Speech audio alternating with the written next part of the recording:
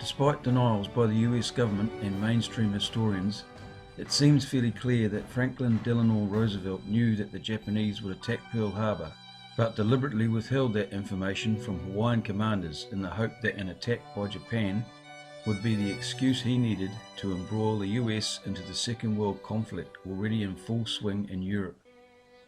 There is a mountain of strong circumstantial evidence that points to FDR's foreknowledge, and quite a few known facts garnered through open source documents and witness testimony that proves this theory beyond all reasonable doubt. To begin with, FDR wanted to go to war in Europe because he was worried that Hitler was indeed a formidable foe.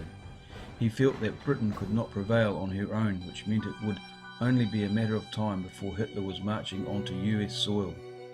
However, during his electoral campaign, he had promised on more than one occasion that, quote, "I have said this before, but I shall say it again and again and again. Your boys are not going to be sent to any foreign wars." End quote. At the time, public opinion against US involvement in Europe was at 88%. After heavy casualties from the First World War, the American public had no desire to enter into another war. Together with this, there was a strong campaign running, led by the very influential Charles Lindbergh, called the Isolation Movement, which lobbied powerfully against any push toward entering the war. This is why FDR would never have been able to persuade the public that entering the war in Europe would be a wise preemptive precaution because of the possible threat posed by Hitler.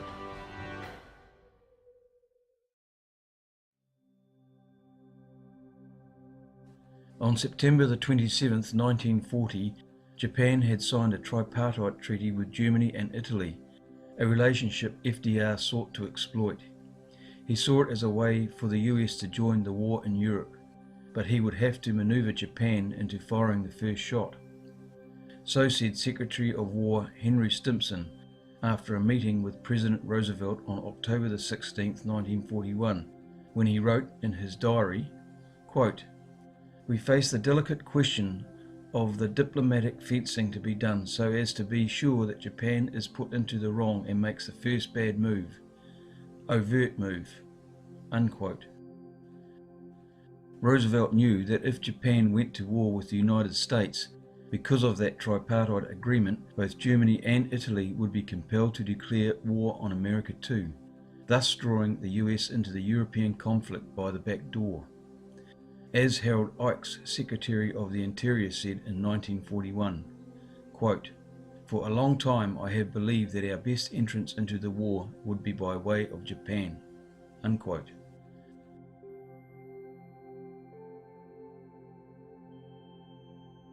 In all likelihood, as a result of a meeting including the President on October 7, 1940, Lieutenant Commander Arthur McCollum of the Office of Naval Intelligence submitted an 8-action memo to his superiors which set out policy recommendations to provoke Japan into attacking the United States.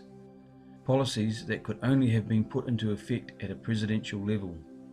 McCollum said, quote, "If you adopt these policies, then Japan will commit an overt act of war," unquote.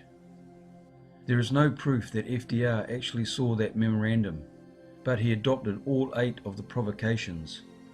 These included freezing all Japan's assets in America, closing the Panama Canal to all her shipping, halting all exports to Japan and imposing an all-out embargo on imported oil. The US also implied military threats through the Japanese ambassador if Tokyo did not desist with its aggressive activities in Southeast Asia. The excuse for such provocations was in retaliation for Japanese occupation of French Indochina. FDR also deliberately ordered that the US naval fleet be left at Pearl Harbor in a vulnerable position, as if goading the Japanese to attack. Commander-in-Chief of the US fleet, Admiral Richardson, complained bitterly in an argument with Roosevelt over this vulnerability, and was soon relieved of his command.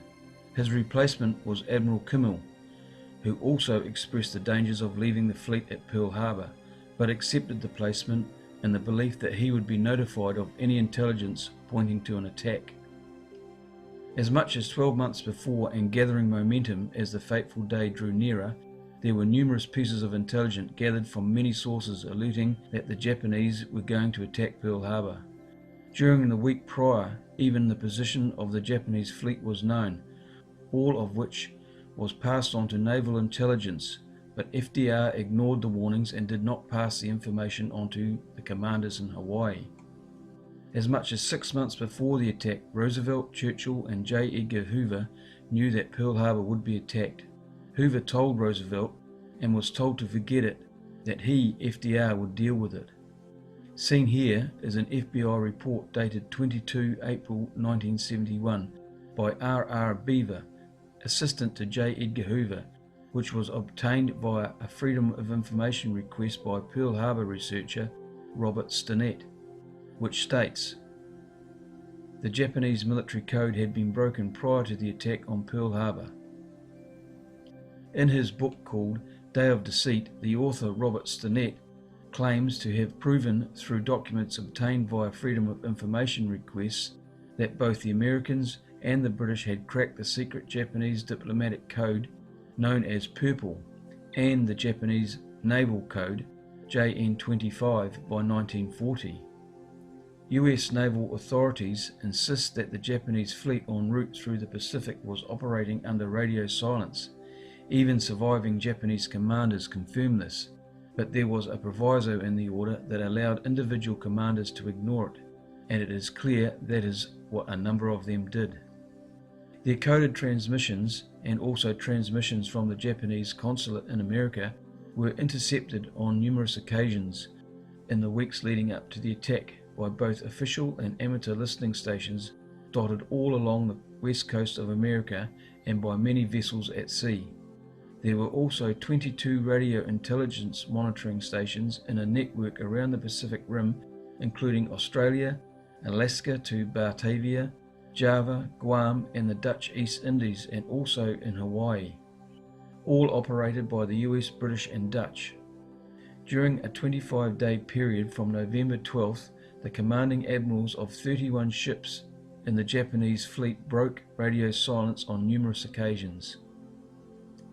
Mainstream historians disagree that the JN-25 had been broken, but even if it hadn't, radio operators would still have been able to pick up the signals and determine coordinates with direction finders, and they would have known something was up. But there is documented evidence that strongly suggests the Americans had broken the JN-25 anyway. More than 12 months prior, in a memo penned in October 1940 by Rear Admiral Royal Ingersoll, Assistant Chief of Naval Operations, referring to the JN-25, he documented the progress of his code-breaking team, where he said, quote, "It is estimated that at least 6 months will be required before complete messages can be read," end quote.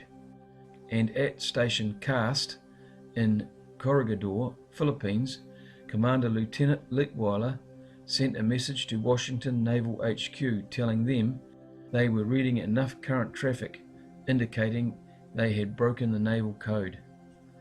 The strongest evidence that proves US officials were fully aware of Japanese intentions comes from 2 radio dispatches sent by Admiral Yamamoto to the 1st Air Fleet on the 25th of November 1941, while the fleet was still anchored at their rendezvous point in Hitokapu Bay at the Kurile Islands. In the first, Yamamoto directed the fleet to advance into Hawaiian waters through the Pacific and attack the US fleet in Hawaii. He even provided coordinates for the route. In the second, he again instructed the fleet to attack the US fleet and deal to it a mortal blow, and on completion of the attack speedily, whilst guarding against counter-attack, return to Japan. These messages were intercepted a clear 12 days before the attack, but the intelligence was never passed on to the Hawaiian commanders. Both are accessible to the public and are included in publications Pearl Harbor by Vice Admiral Homer N. Whalen and The Campaigns of the Pacific War, prepared by the Naval Analysis Division of the United States Strategic Bombing Survey. Another of the many intercepts showing Japanese intentions was made by second radio operator Leslie Grogan from the luxury liner SS Lurline en route to Hawaii.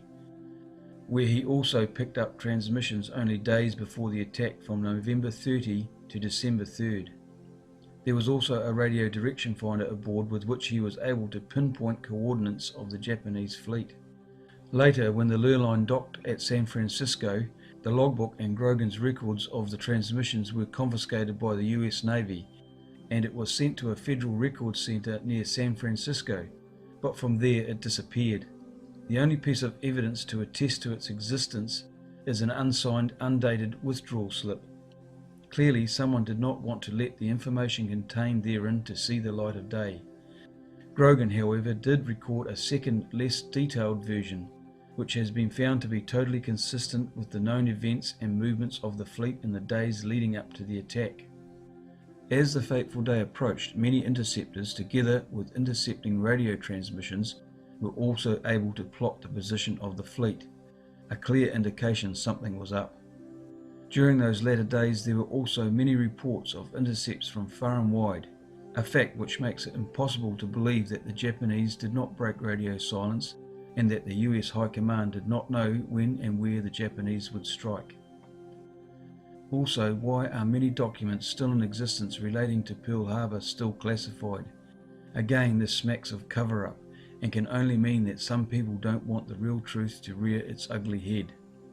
Lastly, it could be argued that FDR did what he did for the greater good by sacrificing the few, although there will be many that disagree with that. It is hard to imagine, however, what else he could have done, but one thing is for certain: Britain in its fight against Germany were on their knees, and should Hitler have ever made it to the shores of America, there would have been far greater loss of life than the 3,000 that died at Pearl Harbor.